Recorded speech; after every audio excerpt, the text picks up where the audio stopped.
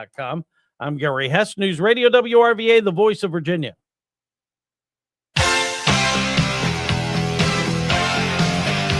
It's 8 o'clock.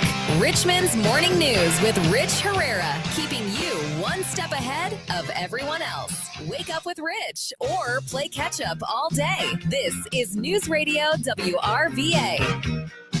I'm thinking of doing a listening tour of my own. Maybe I'll drive around the Commonwealth, have meetings that absolutely... So Al Hashmi going around having a listening tour. Interesting. Have you noticed this new thing that we're getting out of Virginia Democrats? I'm going to go on a listening tour. Louise Lucas went around. I'm going to go on a listening tour. No, you're going around trying to have a point of view and then get people to echo back into your chamber. So Louise Lucas, who wanted to tax the data centers more, who has really not a lot going on. I'm sorry, somebody's knocking at the door over there. She went around the state when she's trying to drum up support. That's what you're trying to do. You're trying to drum up support for your position. It's not a listening tour. It's kind of double speak. So she goes around the Commonwealth, Louise Lucas, trying to rally support against her standing up and taxing the data centers, looking for new piggyback. Now you see Ghazal Hashmi has nothing to do with this. She's going to go around and have her own listening tour, so she could probably drum up support for her position. It's just be candid with us, be transparent with us. If you want to go around and get people to agree with you, yeah, I don't think I like this, then just come out and say it. Just come out and say it. The whole thing is just, I guess this is going to be a new page in the playbook for the Democrats. We're going to go on a listening tour, so that way we could tell everybody, here's what we think, and here's what we found out when we went and just talked to people that agree with us. Okay. I guess now just keep an eye on that. Again, say one thing, do another. Lots of people chiming in about the SATs. That might be some stories that we need to talk about, because, again, people are going to get ready for their kids to take the SATs probably sometime, I think, like mid-September. And like I talked about, they are make or break for a lot of these kids that are trying to get into the bigger schools. You're trying to go to Michigan. You're trying to go to UVA. You're trying to get into Florida. You're trying to get into an Ivy League school or an elite prep school, elite private school. You're trying to get into William Mary. These SATs make or break you. So it's something that I think I want to keep talking about here on Richmond's Morning News. And I know the pressure the kids get just thinking about them. That's why I asked, are you tougher than your grandfather? Dave, are you tougher than your grandfather? No, not even close. Imagine the things you complain about. Well, and things, when I think of my grandparents, I think they went through the Great Depression. And so if that happened today, streets would be littered with dead bodies. Nobody's going to go through rationing, food rationing and all that kind of stuff. Listen, I don't mean to be, I'm a grumpy old man, Dave. I'm not get off your lawn guy. Am I? You're getting there. No, I'm not. I'm just getting tired of people being soft. Does that mean I'm get off your lawn guy? Like yesterday I went to Target. I had to go pick up some prescriptions to get my GLP-1, because that way I can just be Hollywood skinny like everybody else. So you can sit on your couch and play the lottery over the internet. Exactly. So I went over to get my insulin, went over to get some stuff, and I'm just walking through. And I'm just looking at everybody I'm looking at people melting down over going to Target to get things for dorm rooms in school. I'm like, seriously? You're melting down? This is the worst thing. I saw two girls that were like 13 years old having a meltdown conversation about something that somebody said to someone else online. Yeah, well, that's when you're 13. That's drama. At 13, that is the most important thing. When you're 13, your social life is all you have. At 13, it's not like you're working. At 13, what were your grandparents doing? Wondering if we were going to eat today. Most are taking care of their younger siblings or something. Right? Yeah. Oh, exactly. So that's why I kind of laugh at all this stuff. Oh, the pressure of the SAT. I see it now. The pressure of the SAT. Because Rigney took a couple prep classes, and he did all that, and he had to keep taking it a couple times till he got the score high enough to get into school. But I know the pressure, because we tell all these kids, it's 16 and 17 years old. This is a test that you take that will determine your future. And if you don't do well, your life is over as we know it. Well, I thought that too. And then I got into the real world, and for every radio job I've ever applied for, no one's ever asked to see my SAT scores. Never, not one time. Did you like my story about I got called into the registrar's office? Yeah. Hey, you didn't take the SAT. I know. You have to have one to go to college. Well, apparently not. you let me in. I'm already here. I didn't know. Apparently my money was good enough for you to take. Well, that's why I tell the story. For me going to college, I wasn't prepared. I didn't know what I was doing. My dad asked me right at graduation, what are you going to do now? I don't know. Well, it's either you're going to job, you get a job, or you're going to school. Oh, I guess I'll go to school. See, I would have told them, I say, okay, we have two options here. Either I drop out and you give me my money back, or I stay in and I actually pay my tuition and you keep making money. No, well, I didn't pay tuition. It was okay. Well, whoever was paying your tuition. No, I get it. But I would say no. I've already taken enough tests. I was having too much fun. I was having too much fun in school. I had a lot of fun in school, and I learned some things from Dr. Bilas, and that was about it. But I had a lot of fun. That's what I paid. That's what my college. But I paid for my own school. I told you that, right? When I decided, I said, "Hey, Dad, I'm going to go do this." He goes, "All right. If you get a 3.0 average, I'll pay. If you're going to mess around with your friends, you pay."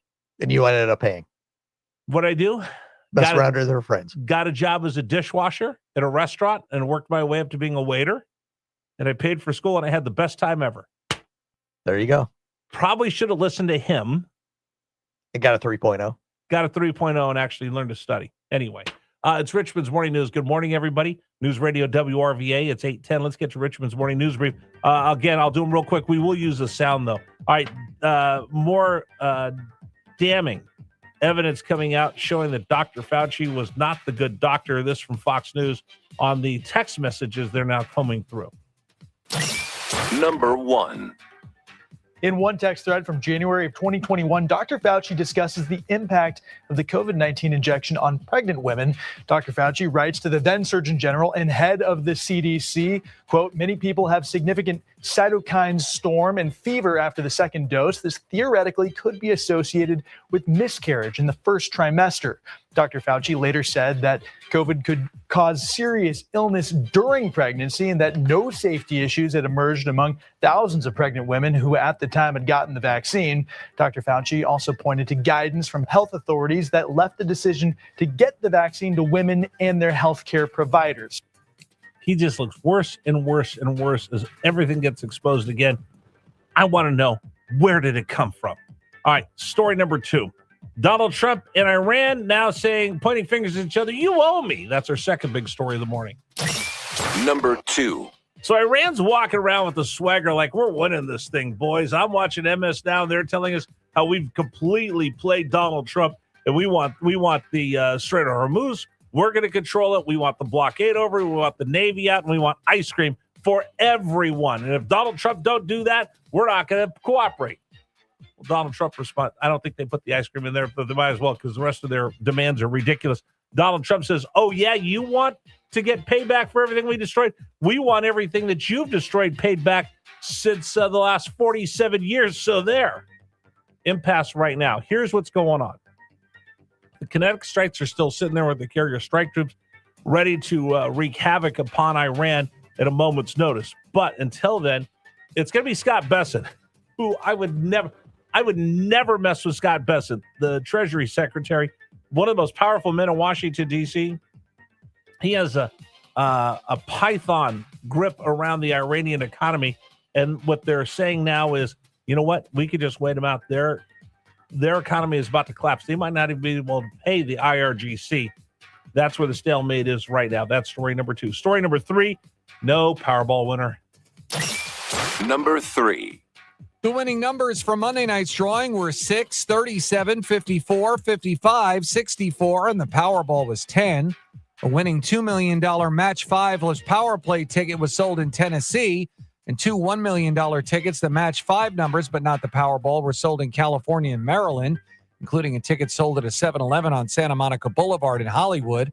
The jackpot for Wednesday night now grows to at least $975 million, where a winner could choose a lump sum cash option of about $422.4 million.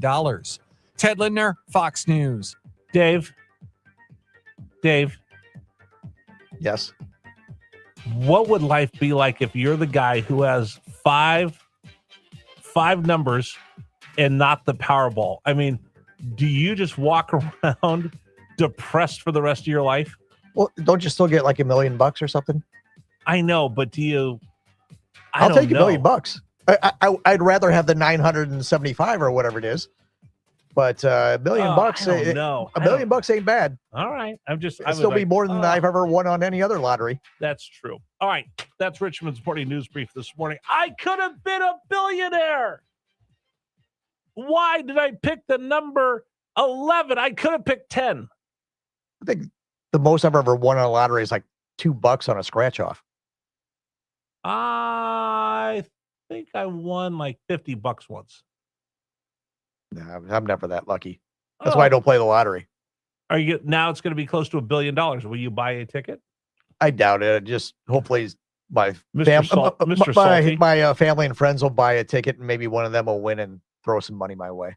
I'm surprised we don't have everybody around the radio station running around. Okay, everybody throw in $1. We're going to buy tickets together. Now that I would. I do that. If I win the lot, when I win the lottery coming up on Wednesday, I'll buy you whatever vehicle you want from Pearson Signature Dealerships. I'll take it. Okay, I was hoping for like a Ferrari or something. Save the tape. Well, I mean, if you want, I'll tell you what. I'll buy you a Ferrari and any vehicle from Pearson Signature Dealerships. Yeah, because you're not playing the lottery, are you? No, I will. I'm going to buy a ticket. Okay. I'm going to get off my fat butt and get off my couch and go buy it myself. I'm not picky. I also don't use Grubhub. I would rather you give me a couple of $1 million in cash, but I'll take a couple of free cars. Well, which would you rather have? You're running tape. You have it right now. It's an oral contract. Well, okay. Well, which will never stand up if Mike Ross or I'll get Tom Garrett to defend me. Then we're all in trouble. All right. Today's program brought to you in part by our friends at A+ Windows. All right, listen. You want to replace the windows. You know you need to. Your energy bills are through the roof.